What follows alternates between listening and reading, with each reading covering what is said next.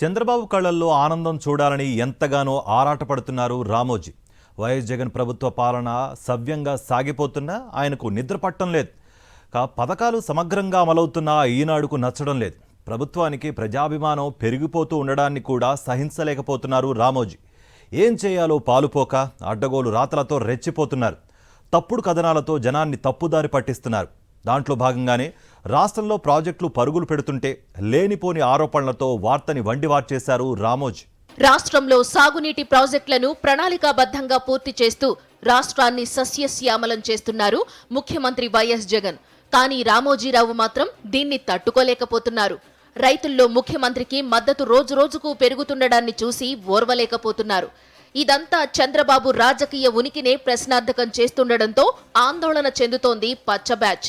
ఎన్నికలు దగ్గర పడుతున్న కొద్దీ పుంఖాలుగా సీఎం వైఎస్ జగన్ పై విషపు రాతలకు తెగబడుతున్నారు. ఆ కోవలోనే ప్రాజెక్టులపై అబద్ధాలను అచ్చేసింది ఈనాడు. నిజానికి గడిచిన 57 నెలల్లో కరోనా ప్రభావంతో 2 సంవత్సరాలు ప్రపంచమే స్తంభించిపోయింది. మిగిలిన 33 నెలల్లోనే సంగం బ్యారేజ్, నెల్లూరు బ్యారేజ్, అవుకు 2వ టన్నెల్, లక్కసాగరం ఎత్తిపోతలను పూర్తి చేసి జాతికి అంకితం చేశారు. కుప్పం బ్రాంచ్ కెనాల్, వెలిగొండ జంట సొరంగాలు పూర్తయ్యాయి. శ్రీశైలానికి వరద వచ్చిన వెంటనే ఆ జంట సొరంగాల ద్వారా కృష్ణా జలాలను నల్లమల సాగర్కు తరలిస్తారు. మరో 14 ప్రాజెక్టులు పూర్తయ్యే దశకు చేరుకున్నాయి. బ్రహ్మంసాగర్ మట్టికట్టకు, డయాఫ్రమ్ వాల్ లీకేజీలకు అడ్డుకట్ట వేయడం, నిర్వాసితుల సమస్యలను పరిష్కరించడం ద్వారా పులిచింతల, గండికోట, చిత్రావతి, సోమశిల, కండలేరు జలాశయాల్లో పూర్తిస్థాయిలో నీటిని నిల్వ చేశారు.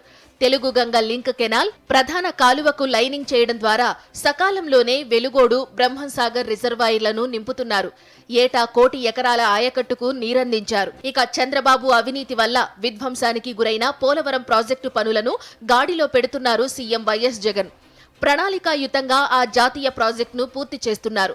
నిర్వాసితులకు పునరావాసం కల్పించి ఎగువ దిగువ కాఫర్ డ్యాంలు, స్పిల్ ఛానల్, స్పిల్ వేను పూర్తి చేసి 2021 జూన్ 11న గోదావరి ప్రవాహాన్ని పోలవరం స్పిల్ వే మీదుగా మళ్లించారు. చంద్రబాబు కమిషన్ల కక్కుర్తి వల్ల దెబ్బతిన్న డయాఫ్రమ్ వాల్ పునరుద్ధరణకు సిడబ్ల్యూసి మార్గదర్శకాలు జారీ చేసిన వెంటనే దాన్ని చేపట్టింది ప్రభుత్వం.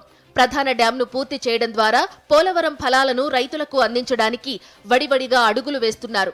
ఇక 57 నెలల్లో సాగునీటి ప్రాజెక్టుల కోసం ప్రభుత్వం 32,161 కోట్లను ఖర్చు పెట్టింది. 9,86,000 ఎకరాల్లో సాగునీరు అందుతోంది. మరోవైపు 2014 జూలై 28న టీడీపీ ప్రభుత్వం విడుదల చేసిన శ్వేతపత్రంలో జలయజ్ఞం ప్రాజెక్టుల్లో మిగిలిన పనులను 17,368 కోట్లతో పూర్తి చేస్తానని ప్రకటించింది. కానీ 2014 జూన్ 8 నుంచి 2019 మే 29 వరకు సాగునీటి ప్రాజెక్టుల పనులకు 68,293 కోట్లు మాత్రమే ఖర్చు చేశారు. ఒక్కటంటే ఒక్క ప్రాజెక్టును పూర్తి చేయలేదు చంద్రబాబు.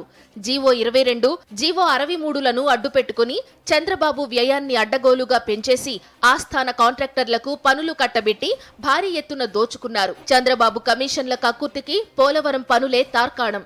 సబ్ కాంట్రాక్టర్ల నుంచి కమిషన్లు వసూలు చేసుకోవడానికే చంద్రబాబు ప్రతి సోమవారాన్ని సమీక్షల పేరుతో పోలవరంగా మార్చుకున్నారని అప్పటి ప్రధాన కాంట్రాక్టర్ ట్రాన్స్ట్రాయ్ అధినేత రాయపాటి రంగారావు ఈ మధ్యనే ప్రకటించారు. అంతేకాదు పోలవరంలో 2,917 కోట్ల విలువైన పనులను రామోజీ వియ్యంకుడికి చెందిన నవయుగకు కట్టబెట్టారు. చంద్రబాబు దోపిడీలో రామోజీకి వాటా ఉండటం వల్లే అప్పట్లో సాగునీటి ప్రాజెక్టులో సాగిన దోపిడీపై ఒక్క అక్షరమైన ఈనాడులో అచ్చెయ్యలేదు.